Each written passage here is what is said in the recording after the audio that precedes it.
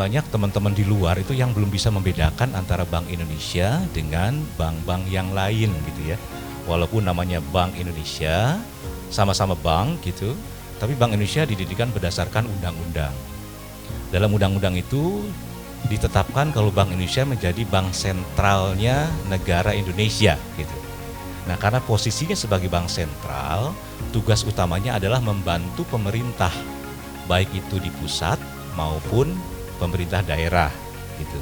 Sehingga semua kegiatan-kegiatan Bank Indonesia selalu bersinergi dengan pemerintah.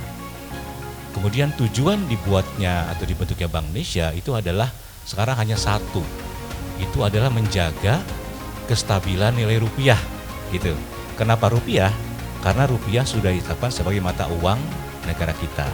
Kami sebagai anggota DPR dari Komisi 11 yang bermitra dengan Bank Indonesia senantiasa juga hadir di tengah-tengah masyarakat untuk membangun literasi ekonomi, khususnya yang menjadi topik diskusi kita hari ini adalah literasi keuangan digital.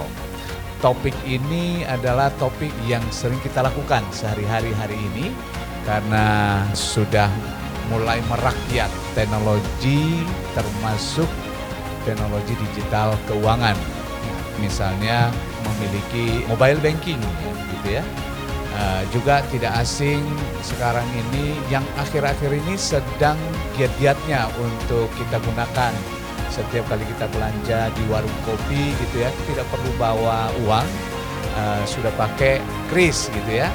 Jadi ternyata memang digital keuangan itu adalah sebuah sistem yang uangnya itu tidak kita pegang lagi fisik ya, tapi ada nilainya. Jadi kalau nggak ada nilainya, nggak ada saldonya di rekening, ternyata digitalisasi keuangan itu juga nggak jalan buat pribadi-pribadi gitu ya. Dan inilah yang menjadi topik pembicaraan kita. Nah, Bapak Ibu sekalian sebagai peserta nanti bisa menyampaikan harapan-harapannya atau kekurangan-kekurangan dari sistem digitalisasi keuangan ini. Dan apa yang harus dilengkapi, misalnya memberikan tanggapan dan juga mengungkapkan fakta-fakta guna menyempurnakan ya sistem keuangan digital ini di bangsa Indonesia. Kemarin di masa pandemi COVID 2019 itu sangat-sangat sangat-sangat pelan perkembangan ekonomi. Kita nggak bisa ketemu, Bapak Ibu yang punya usaha juga agak terhambat ya. Biasanya dapat mungkin berapa sehari, selama pandemi mungkin kurang seperti itu. Memang itu kita sadari bersama kemarin pandemi COVID-19 itu sangat-sangat berdampak terhadap usaha khususnya mikro, kecil, dan menengah. Karena memang sebelum pandemi itu UMKM banyak berinteraksi dengan pelanggannya itu secara offline atau secara tatap muka langsung, ketemu langsung, karena kayaknya nggak sah gitu ya kalau kita belum ketemu langsung, belum ketemu pelanggan, karena biasanya kalau kita ketemu pelanggan sambil ngobrol lebih akrab gitu ya. Akhirnya perputaran ekonomi terhambat, kemudian juga pendapatan dari UMKM juga menurun dan lain sebagainya. Tetapi kalau Bapak Ibu mungkin mengamati di sekitar, ada usaha lain kok yang tetap bisa bertumbuh ya, masih tetap bisa bertahan ya di masa pandemi. Mereka memanfaatkan ekonomi digital ya, pemasaran secara online, pembayaran secara online. Nah, dengan pembayaran pemasaran secara online kan mereka nggak perlu ya ketemu sama ketemu sama pembeli dari jauh, dari Nusantara bagian lainnya, timur, barat, utara, selatan, itu bisa tetap belanja di dia ya. Otomatis pemasukan mereka tetap ada, mereka masih tetap bisa berputar ekonominya, roda ekonominya. Artinya digital ekonomi atau ekonomi digital itu sebetulnya memberikan manfaat buat kita semua, tidak hanya untuk UMKM tapi sebetulnya juga buat kita sebagai konsumen gitu ya. Kalau Bapak Ibu ada juga yang sebagai konsumen gitu ya, bukan pelaku usaha.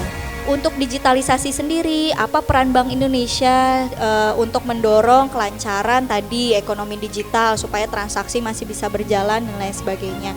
Salah satu yang sudah dikembangkan Bank Indonesia dalam hal digital ekonomi adalah pembayaran digital yang kita sebut namanya KRIS. Jadi KRIS itu sebetulnya singkatan dari bahasa Prancisnya ya, QR Code Indonesian Standard ya, artinya standarisasi QR code ya. QR code itu kalau Bapak Ibu pernah lihat logo yang kotak-kotak gitu ya untuk bayar, sekarang mah udah banyak di merchant-merchant, di pedagang gitu ya, yang mau di mall, mau di kaki lima juga sekarang udah banyak tuh yang jadi pembayarannya itu sudah pakai kode QR yang kita sebut KRIS, QR Code Indonesian Standard. Apa bedanya sama QR Code aja sebenarnya? Kenapa harus ada Indonesian Standard ya Bapak Ibu? Kalau awal-awal Bapak Ibu tahu ketika pertama kali marak pembayaran menggunakan QR Code, itu tuh kita nggak bisa bayar menggunakan aplikasi yang berbeda-beda. Nah, Kris, Bapak Ibu, mungkin di sini kalau ada yang sudah familiar ataupun usahanya sudah punya Kris, itu sebenarnya adalah salah satu metode pembayaran non tunai, ya Bapak Ibu. Jadi pembayaran non tunai itu sebetulnya banyak, tetapi yang lebih praktis karena memang bisa hanya cukup menggunakan handphone itu adalah KRIS. Nah, KRIS ini Bapak Ibu untuk di usaha mikro, kecil dan menengah ya, manfaatnya banyak sekali karena tadi selain bisa meminimalisir penggunaan atau memperoleh uang palsu, kemudian juga lebih praktis. Nah, buat usaha mikro, kecil dan menengah itu juga bisa dimanfaatkan untuk mengajukan pembiayaan ke perbankan ya, dan memang ini kita konteksnya kalau digital ekonomi ya Bapak Ibu, tentunya ada banyak manfaat yang kita rasakan. Nah, manfaat ini kan berasal dari inovasi ya, inovasi yang dikembangkan oleh perbankan, oleh industri pembayaran untuk mereka bisa menciptakan tadi keamanan transaksi, kemudahan transaksi.